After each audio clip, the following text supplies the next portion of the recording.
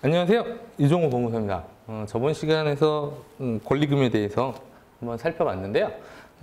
권리금에서 가장 중요한 건 내가 투여한 권리금을 그 다음 임차인에게 다시 회수하는 게 가장 중요한 키포인트일 겁니다. 그래서 법이 마련한 것 중에 하나가 임차인이 다른 임차인을 구해서 데려오면 정당한 사유 없이 임차를 거부하지 마라. 그래서 계약이 이루어져서 전에 있던 임차인이 권리금을 받고 나갈 수 있게 보호해 주는 게 포인트였습니다. 그래서 권리금 회수에 관련해서 저번에 살펴봤던 그 사유인 정당한 사유와 이번에 권리금을 관행적으로 인정되는 걸 법으로 인정하면서 권리금 회수할 수 있는 기간을 명시해 놨어요. 그게 언제냐면요. 계약이 종료하기 3개월 전부터 임대차 종료 시까지입니다. 그러니까 무한대로 행사할 수 있는 게 아니고요. 내가 이제 계약이 끝날 때가 3개월밖에 안 남았네 싶으면 그때부터 새로운 임차인을 구해서 데려오고 그 사람하고 계약이 이루어지면 자기는 권리금을 받게 되는 거죠. 근데 뭐 당연히 경제 사정이나 환경이 바뀌기 때문에 내가 투자했던 권리금을 꼭 동일하게 받는 건 아니겠죠. 더 좋은 조건으로 상권이 형성됐다면 더 많이 받을 수도 있으실 거고요. 상권이 그쪽이 되게 안 좋아졌거나 옆에 상권이 훨씬 좋아지면서 이쪽 상권이 속된 말로 죽는다면 당연히 권리금을 적게 받거나 때로는 못 받을 수 있는 건 그건 어쩔 수 없는 사항입니다. 그러니까 전과 동일한 권리금을 꼭 주장할 수 있는 건 아니죠. 그래서 위 기간 중에 정당한 사유 없이 임차인이 주선하는 신규 임차인과 계약 거절을 못하게 해놨어요. 그러니까 어지간하면 계약을 해서 전에 있던 임차인이 권리금을 받고 나갈 수 있게 해줘야 된다는 거죠.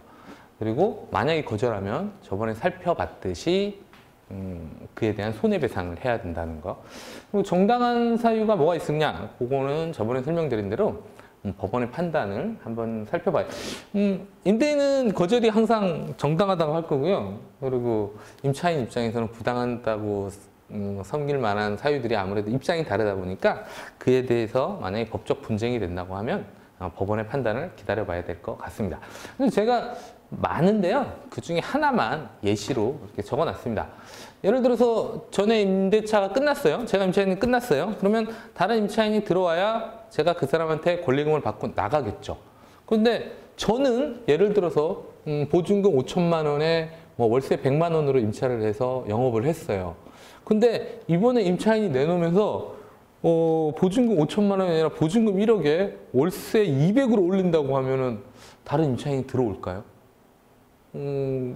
똑같은 상권이고 상권도 큰 변화가 없는데 임대차를 올리겠다는 건 사실상 다시 임차하는 걸 방해한다고 밖에 볼 수 없겠죠. 물론 합리적 범위 내에서 뭐 10% 정도 그 정도 올린다는 건 이해가 되지만 이렇게 과도하게 차임과 보증금을 인상한다면 다음 임차인이 들어오기가 힘들 거예요. 다음 임차인이 들어오기 힘들다는 건 제가 보증금을 회수하기 어려운 면이 있겠죠. 그리고 저번 시간에 한번 안 살펴본 내용이 있어서 한번 잠깐 살펴보겠습니다. 그 임차인의 보호와 관련해서요. 정당한 사유가 있냐 없냐 했을 때 차임 지급 자력이 없는 경우 이럴 때 임대인이 아무래도 임차를 해주기 싫겠죠. 그리고 건물을 1년 6개월 이상 미사용, 이게 왜 문제가 됐냐면요. 예전에 임차인에게 나가라고 합니다. 그러면서 말해요. 이 건물을 나 이제 한동안 임대를 안 놓을 거야.